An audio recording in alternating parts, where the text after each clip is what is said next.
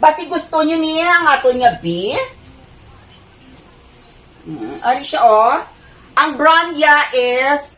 Nagatanyag sang iya baligya nga bag ang anay kapamilya employee nga si Ruby Ore o kung kilala man bilang si Queen Bee.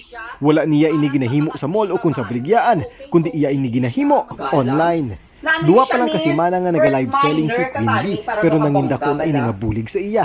Mahilig siya sa mga branded bags kag sadto nagabaligya na siya online pero bangod sang pagkadula sang iya nga trabaho, iya man gintilawan ang live selling. Sling bag ni siya, ang iyang unod. Laway ang kapital sa inoras nga pagtanyag sang kada bag. Magluwas sa pagbaligya, nakalilingaw man ang iya nga mga linya. Sang akon nga kalo, kit-anon gin ang B, ang bukol ni Queen B. Hello, B! It's a B beautiful night! Gani may mga nagabantay na sa kada live niya. Actually, sang first live ko, that was 2 weeks ago. B to siya, Biyernes to siya nag-start. So, daw gin B man siya, ginbaton siya, kay nakalabot ko to lapit-lapit, mga 4K ang views ko. So, daw, tapos ang income, ang first night ko actually, sang pag-live ko, daw ka B, daw ka bongga, kay nakalabot ko to na yung sobra B, 20 mil nga nabaligya ako sa live selling ko. Dako gid suno kay Ore ang bulig sa iya nga pag live selling. Ilabi na nga may ara pa siya sang iloy kag mga himata nga ginabuligan.